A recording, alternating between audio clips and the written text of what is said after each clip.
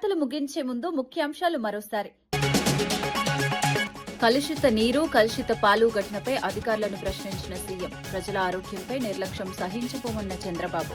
కలెక్టర్లు క్షేత్రస్థాయిలో పర్యటించాలని సీఎం ఆదేశం. కల్తీ ఘటనలపై అధికారులకు సీఎం హెచ్చరిక. పేదల కోసం పోరాడుతున్న కవిత గొంతు నొక్కుతున్నారని ఆరోపణ. వెలుగుమట్ల బాధితుల కోసం కవిత పోరాటం అన్న జాగృతి నేతలు. మహిళా గొంతు నొక్కుతున్నారన్న ప్రభుత్వంపై విమర్శ.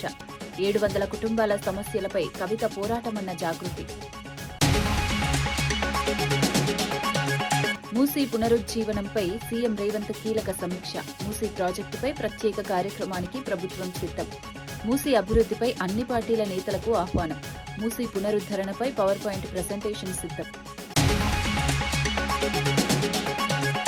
అట్టడుగు వర్గాల అభ్యున్నతే కాంగ్రెస్ సిద్ధాంతమన్న మహేష్. కులగణన సర్వేతో అన్ని వర్గాల వివరాలు నమోదు అన్న గౌడ్. ఆదివాసీ హక్కుల పరిరక్షణకు కాంగ్రెస్ కట్టుబాటు. అన్ని వర్గాలకు అవకాశాలు కల్పించడమే లక్ష్యమన్న గౌడ్.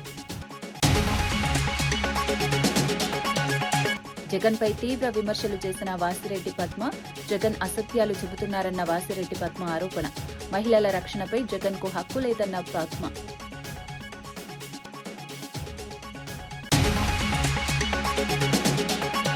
ఈనాటి వార్తా విశేషాలు. మరో బులెటిన్లో మళ్ళీ కలుద్దాం. నమస్కారం.